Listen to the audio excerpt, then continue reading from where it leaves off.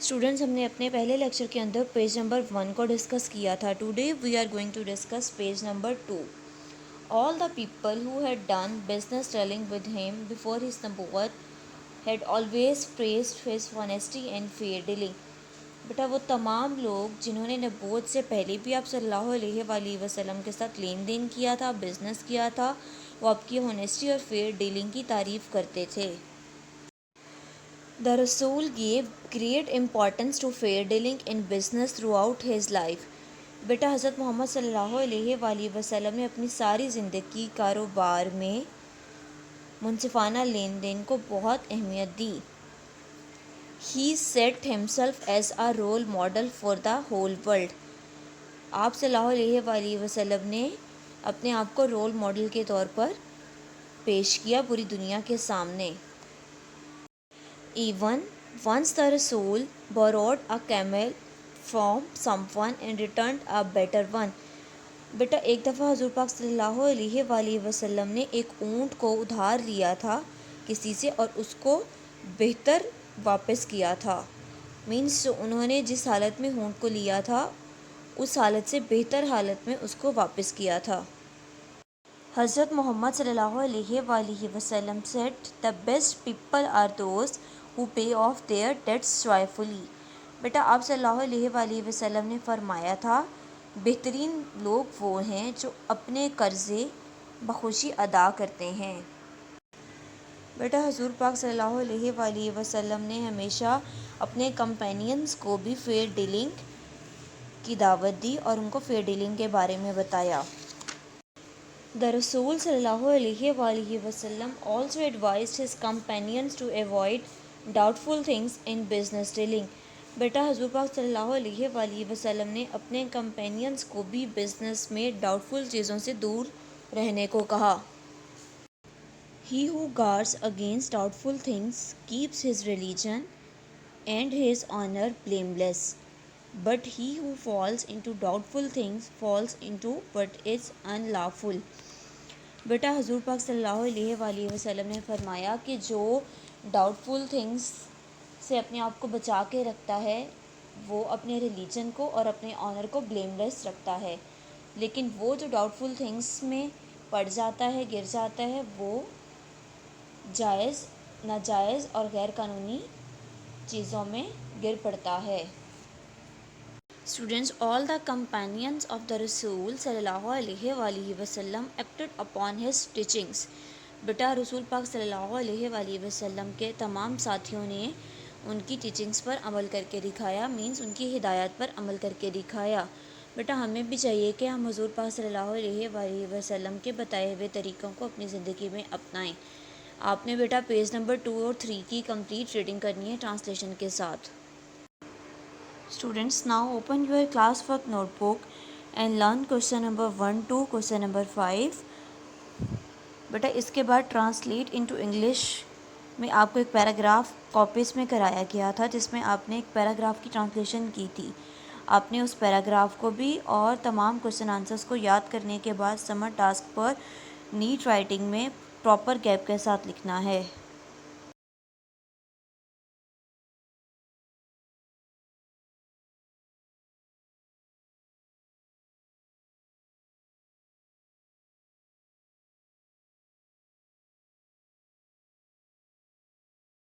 Students, हमने अपने पहले लेसन के अंदर computer, abacus, slide rule, Pascaline और कैलकुलेटिंग क्लॉक को डिस्कस किया था. Now today we are going to start next topic, Leibniz wheel. In the year 1673, बेटा 1673 में एक जर्मन मैथमेटिशियन था. He invented a calculating machine which perform like true arithmetic machine. इसने एक मशीन इन्वेंट की जो कि सही तरह से अरिथमेटिक ऑपरेशंस को परफॉर्म करती थी. Next one is arithmometer. A French man. बेटा एक फ्रेंच मैन था जिसने एक ग्रेट इन्वेंशन की थी. इसने first successful digital mechanical commercial calculator को लॉन्च किया था जो कि जाना जाता है एज अरिथोमीटर. बेटा इसकी एबिलिटी ये थी कि ये परफॉर्म कर सकता था बेसिक 4 फंक्शंस को. 4 arithmetic functions are addition, subtraction, division and multiplication. बेटा ये अरिथमेटिक ऑपरेशन जो था उसके अंदर एडिशन, सब्ट्रैक्शन, डिवीजन और मल्टीप्लिकेशन को कर सकता था। The arithmometer was reliable and could give results up to 16 digits. ये 16 डिजिट्स तक रिजल्ट शो करता था। Babbage difference and analytical engines. बेटा एक प्रोफेसर था चार्ल्स बेबेज जिसका नाम था, वो मैथ्स के टीचर थे। इन्होंने रियलाइज़ किया कि जो बड़ी कैलकुलेशंस होती हैं उसको परफॉर्म करने के लिए हमें मैथमेटिकल टेबल्स की ज़रूरत होती है, ठीक है। उसने फिर डिज़ाइन किया एक ऑटोमेटिक मैकेनिकल कैलकुलेटिंग मशीन को जिसको कहते हैं difference engine, which was really a great advancement. बेटा इसका साइज़ इतना एक कार जितना था and it could print the results automatically. Census calculator. बेटा एक सिस्टम डेवलप किया गया punch card tabulating machine system. The tabulating machine used punch cards to count electronically. For more than 50 years after their use, punch card machine did most of the world's fast business computing and a considerable amount of the computing work in size. बेटा 50 साल के बाद punch card की जो machine थी इसको world's की fast business computing machine का नाम दे दिया गया था। Electronic computers ABC 1939 AD। The first digital computer ABC and all electronic computer that applied Boolean algebra to computer circuit। बेटा पहला डिजिटल कंप्यूटर ABC था, इसने Boolean अलजबरा को कंप्यूटर सर्किट पर अप्लाई किया था। Using the work of George Boole, who stated that all mathematical equations could be stated simply as either true or false. After that, it extended this concept to electronic circuits in the form of on और off. बाद में बेटा इस concept को change कर दिया गया इन the form of on और ऑफ। स्टूडेंट्स आपने अगेन पेज नंबर 3 एंड 4 की रीडिंग अच्छे तरीके से करनी है।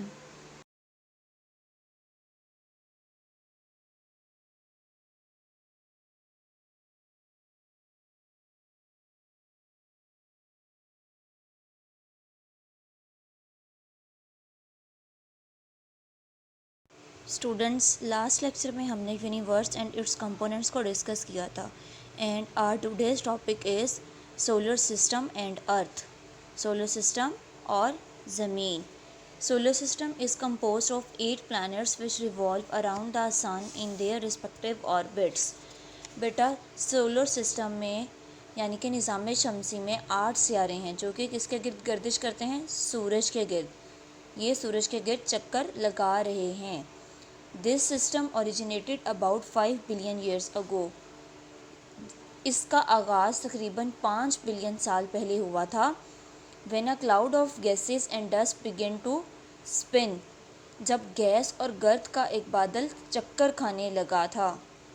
This gaseous material began to cool with the passage of time. आहिस्ता आहिस्ता ये गैसी मटीरियल जो था वो ठंडा होता चला गया। In center originated the sun, while the circulating gases and dust became planets which began to revolve around the sun। बेटा मरकज़ में क्या है, सूरज है, इसके सेंटर में सूरज है और इसके किनारों पर चक्कर खाती हुई गैसें और गर्द सियारों की शक्ल इख्तियार कर गए जो कि सूरज के गिर्द घूमने लगे। स्टूडेंट्स जब ये गैसियस मटीरियल ठंडा हो गया तो उसने शेप ले ली सोलर सिस्टम की। वो सोलर सिस्टम की शेप में जो है वो अपेयर्ड हुआ। सन इज़ अ ब्राइट स्टार। सन सूरज एक सितारा है। It is comprised of hydrogen and helium gases. ये हाइड्रोजन और हीलियम गैसेस से मिलकर बना है, उसका मजमुआ है। It is a source of temperature and light for all the planets of the solar system. ये निज़ाम शमसी के तमाम सियारों के लिए हरारत और रोशनी का बायस बनता है। प्लैनेट्स बेटा जितने भी प्लैनेट्स हैं वो सारे सूरज के इर्द गिर्द घूम रहे हैं और सूरज से रोशनी और हरारत हासिल करते हैं। Our Earth is one of these planets which revolves around the Sun in 365 days and 6 hours. हमारी ज़मीन भी इन सियारों में से एक है जो सूरज के गिर्द एक चक्कर 365 डेज एंड 6 आवर्स में कंप्लीट करती है। स्टूडेंट्स, आपने लीप ईयर का वर्ड सुना होगा। बेटा लीप ईयर क्या होता है? 6 hours after 4 years become 24 hours, due to which a day is added in the month of February. This is called the leap year. Students, 6 घंटे 4 साल के बाद 24 घंटे बन जाते हैं, जिसकी वजह से फेब के मंथ में एक दिन का इजाफा हो जाता है। इसे लीप ईयर कहते हैं। और इसकी एग्ज़ाम्पल है 2016 और 2020। 2016 और 2020 में फेब का मंथ जो था वो उसमें एक दिन ज़्यादा था, इसीलिए इन ईयर्स को लीप ईयर्स कहते हैं। The 9th planet of the solar system, Pluto, was eliminated from the list of planets in August 2016. बेटा निज़ाम शमसी का 9वां सियारा जो है वो अगस्त 2006 में सियारों की लिस्ट में से निकाल दिया गया था। बेटा आपको इस पेज पर कुछ प्लैनेट्स के नेम नज़र आ रहे हैं और उनका डिस्टेंस है फ्रॉम द सन, सूरज से, और उनका पीरियड ऑफ रेवोल्यूशन है अराउंड द सन। सन के इर्द गिर्द वो कितने डेज़ में अपना चक्कर कंप्लीट करते हैं। आपने इन तमाम प्लैनेट्स के नेम्स को और उसके डिस्टेंस को और पीरियड को याद करना है अच्छी तरीके से। बेटा ये MCQs में आपका आ सकता है क्वेश्चन बनकर कि मरकरी फॉर एग्ज़ाम्पल उसका डिस्टेंस कितना है या वो कितने डेज़ में अपना पीरियड कंप्लीट करता है। इसी तरह नेक्स्ट टॉपिक है shape and size of earth, shape of the earth.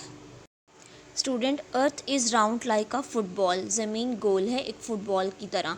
बेटा अगर हम किसी डायरेक्शन में चलना स्टार्ट करें तो वापस हम दोबारा उसी डायरेक्शन पर आ जाएंगे जहाँ से हमने अपना जर्नी, अपना सफ़र शुरू किया था, क्योंकि ज़मीन गोल है। The picture of earth taken from satellites have made it easy to understand what is the shape of earth. बेटा वो तस्वीर जो कि सैटेलाइट के ज़रिए ली गई है ज़मीन की, वो इस बात को क्लियर कर देती है कि ज़मीन की शक्ल कैसी है। Students, now open your class work notebook and learn short question number 5, 10 and 15. Students, you have to write it in your summer task in neat writing with proper gap. आपने बेटा दोबारा पेज नंबर 3 और 4 की complete reading करनी है अच्छे तरीके से और सारे टॉपिक्स को समझकर याद करना है।